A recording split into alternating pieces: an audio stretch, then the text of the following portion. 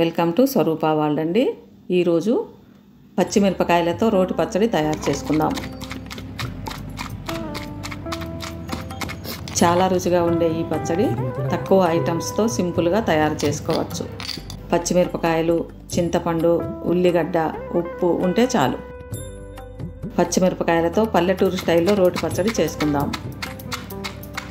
ముందు పచ్చిమిరపకాయలు కడిగి కాడలు తీసి ముక్కలుగా చేసి పెట్టుకోవాలి.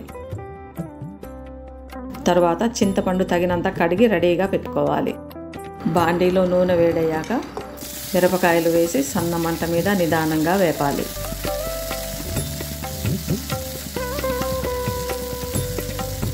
మిరపకాయలు వేగాక కడిగి రెడీగా ఉన్న చింతపండు వేసి కలిపి స్టవ్ ఆఫ్ చేసుకోవాలి.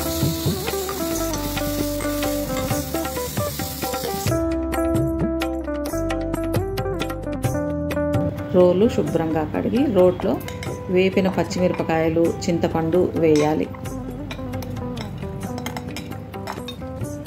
తర్వాత 1 స్పూను ఉప్పు వేసి నూరాలి.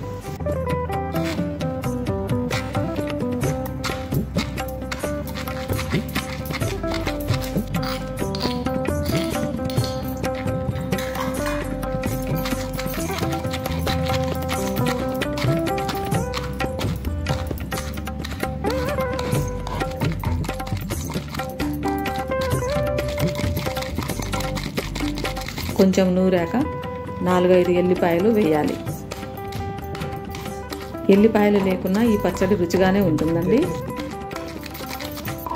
చివరగా ఉల్లిగడ్డ వేసి కచ్చా పచ్చాగా దంచాలి. ఉల్లిగడ్డ ఎక్కువగానే వేయాలండి.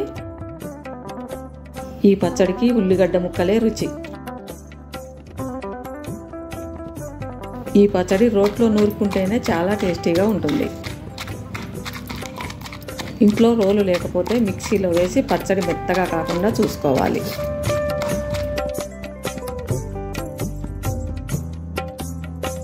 అన్నంలో కలుపుకొని తింటే ఉల్లిగడ్డ ముక్కలు కరకరలాడుతూ ఇంకా తినాలనిపిస్తుంది.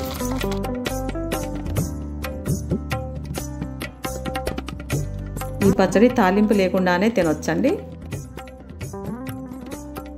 వేడివేడి అన్నంలో కలుపుకొని తింటూ ఉంటే చాలా రుచిగా ఉంటుంది.